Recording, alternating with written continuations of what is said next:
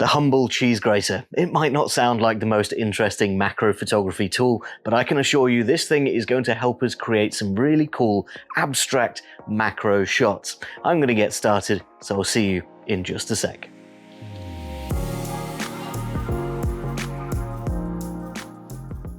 Hi guys, I'm Ben from Adaptalux and welcome back to another macro photography tutorial where today we are using cheese graters to enhance our abstract macro photography.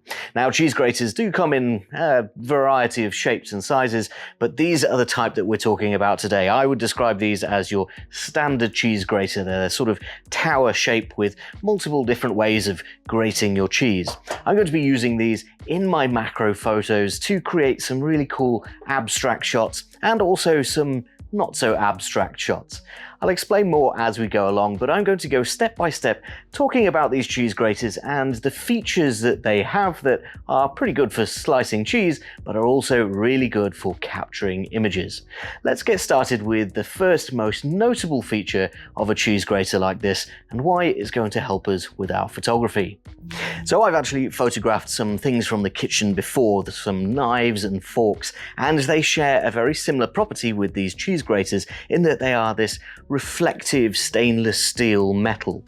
And we saw in that tutorial, which I will link up in the top right hand corner, that those reflections can be really interesting to capture, especially if you're playing around with multiple light sources and multiple colors of light. The reflective surfaces on kitchen utensils like this have minute little scratches and imperfections and big wide surfaces of reflective metal which can interact with light in really interesting ways. Our cheese grater has all of those wide open scratched pieces of metal, but it's also got all of these little openings and divots in it that are going to create some really interesting formations of light as the light bounces off the cheese grater. So for my first shot here, I'm actually looking at the tiny little holes on the side of this cheese grater. These are the smallest holes that it has, and so we're getting very close up using our macro lens, which is a Tokina f2.8 100mm macro lens attached to my Sony a7 III, which is sat down here on a tripod. Now you can see it's looking a little bit underexposed, but we're going to fix that by adding some extra lighting. You can also see that there are some slight reflections already in here just from the ambient lights in my room, the video lights and the window, but they're really not very bright. You can see as I move my hands around here, some of those highlights are changing, but they are very minimal highlights just coming from a couple of windows. What I want to do is use my Adaptalux Studio, which is sat here on a mini tripod, to add a little bit of extra light and extra color in this scene by reflecting on this shiny metal. So I'm going to build up a little scene with you here by grabbing a couple of lighting arms and plugging them in and seeing what we can add to this scene. I mean, straight away you'll see that that white lighting arm that I've bent around here is adding a lot more light. But what happens if we, say, put a pink color filter on the end of that lighting arm? You can see that that's picking up some reflections from the surface of the metal and also causing this really interesting abstract effect because of the way that the metal is curved around those cutting edges. Now, because we've got lots of lighting arms, we can start adding more interesting colors from different directions. Let's add a green lighting arm here as well, and that light coming from a different direction is going to cause different highlights to appear because it's catching the light on these little cutting edges. It's going to cause a slightly different reflection. Now we can do this as many times as we like with as many different lighting arms as we like, and all of these reflections are going to be slightly different and in a slightly different place because of those cutting edges being all in a different position. So adding a little bit of red there, well, we see that that doesn't do too much in that angle, but maybe if we move it down here, we can get a little bit of red next to that green, and maybe we could change that pink color filter for a blue one. And again, you'll see that that green and the blue goes really nice. What happens if we get rid of the green?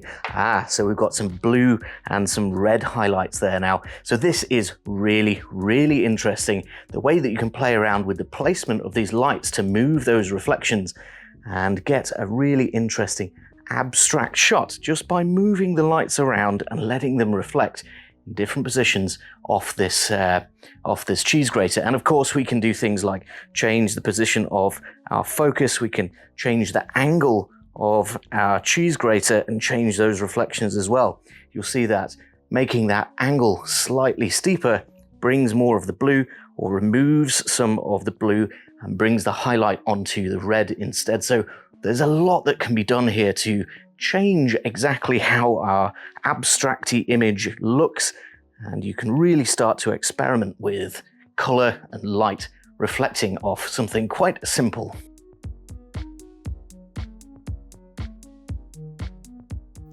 So as you can see, the reflective surface of a utensil like this is pretty cool to take a look at, especially if you have some controllable and colored light to play around with. But there's another aspect. So the second thing that I really like about shooting these cheese graters is that there are holes all over it. So that can add another dimension to our images. Not only can we shoot the reflective surface, but we can also shoot the holes that are appearing here. That means we can put things behind it and we can shine light through those holes. These have a couple of really cool effects. So let me reposition my camera and take a look at what the holes can add to your image.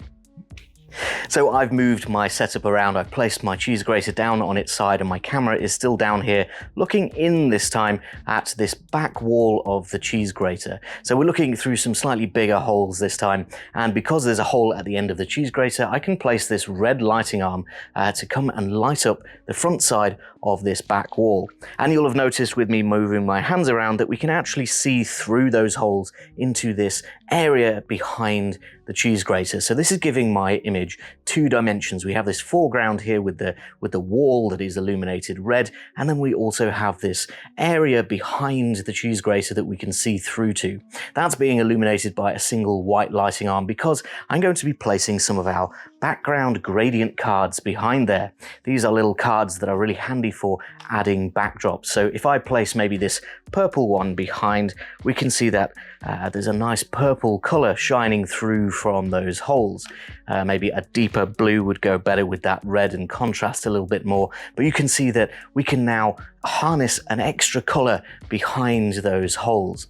You'll also notice that some of that red light from inside is shining out through those holes, creating these little colored circles. So maybe you can position those to shine through the holes as well. But this just demonstrates that we have a lot of interesting possibilities for placing different colors into your shots.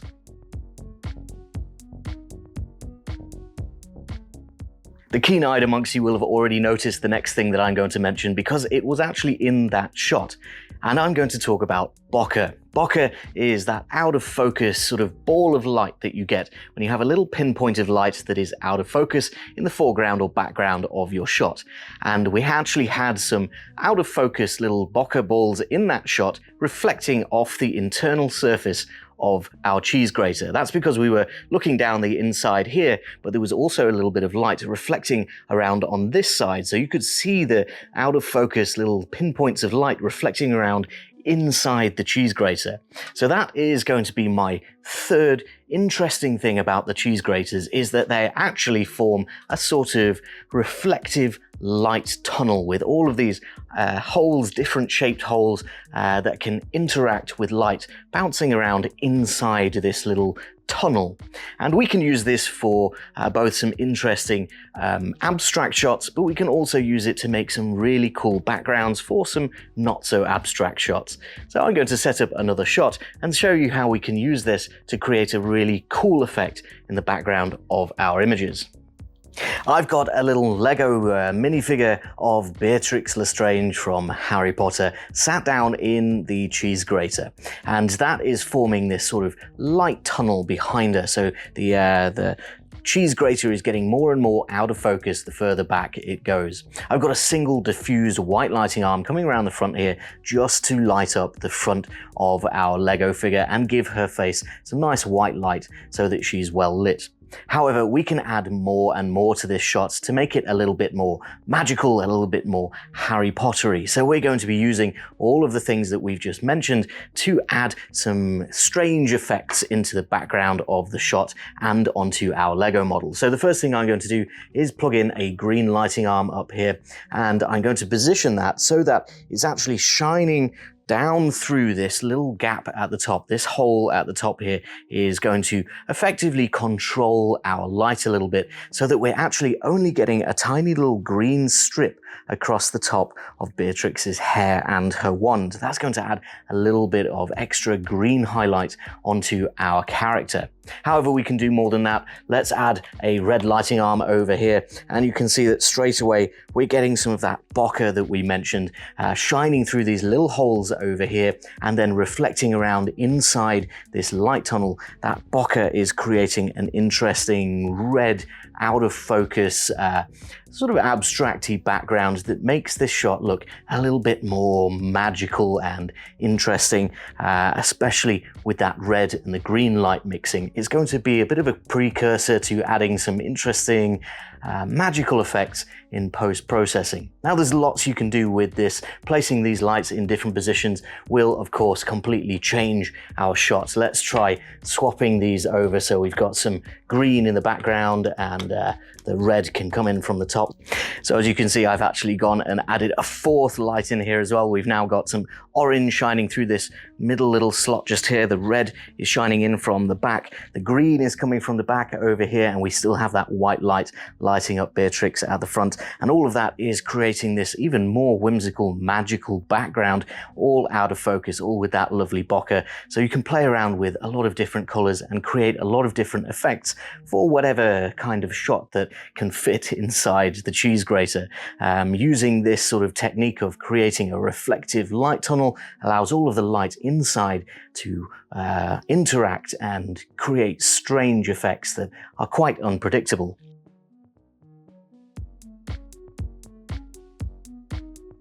So as you can see, guys, playing around with some colored light and our cheese grater can create some really interesting ways to explore your macro photography, and particularly that abstract element of macro photography where there's a hint of randomness that you can't control, but also just leans into being able to do whatever you can imagine with light.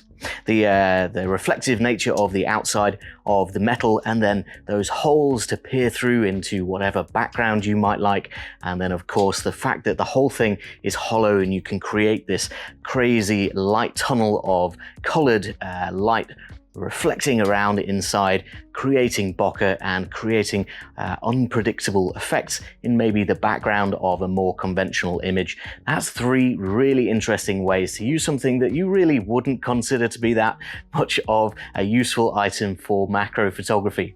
I highly recommend raiding your kitchen drawers, finding yourself a cheese grater or any similar kitchen implement that has these strange and unpredictable aspects to it, with the bent metal holes and reflective surfaces, and you can create some really cool abstract shots that might make people wonder what exactly you've been photographing.